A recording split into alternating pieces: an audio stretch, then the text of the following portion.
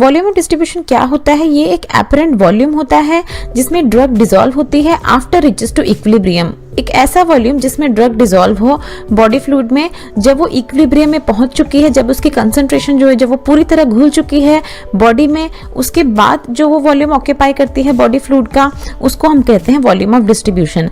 अगर इसे ठीक से समझना है तो हम इसे थोड़े से एग्जाम्पल से समझ लेते हैं। मान लीजिए हमारे पास एक बीकर है, उसमें वाटर है, बट वाटर का हमें वॉल्यूम नहीं पता। जिस तरह से हमें बॉडी में कितने फ्लूइड्स हैं उनका वॉल्यूम मेजर कर पाना बहुत मुश्किल है, हम नहीं प्रेडिक्ट कर सकते कि कितने सारे फ्लूइड्स में ड्रग डिसॉल्व होती है।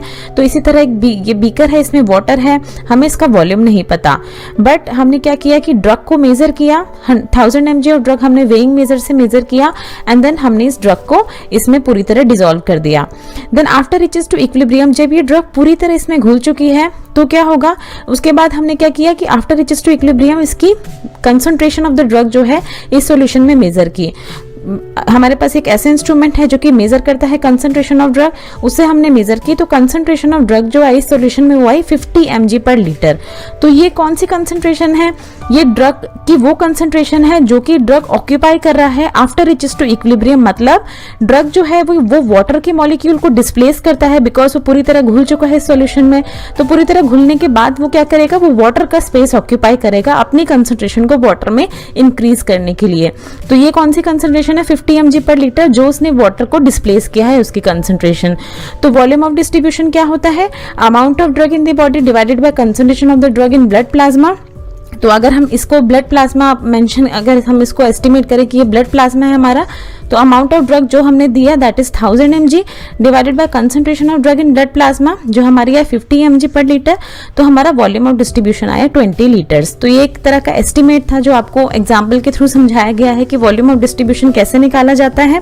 नाउ हम अपनी बॉडी के सैंपल से कैसे निकाला जाता है वॉल्यूम ऑफ डिस्ट्रीब्यूशन? इंजेक्ट किया जाता है ड्रग को, देन वेट किया जाता है अंटिल इक्विलिब्रियम इज अटेन्ड, जब वो ड्रग पूरी तरह बॉडी में डिसॉल्व हो जाए तब तक का वेट किया जाता है। Then take a sample and measure the concentration, then sample लिया जाता है बॉडी में एंड देन कंसंट्रेशन को मेजर किया जाता है।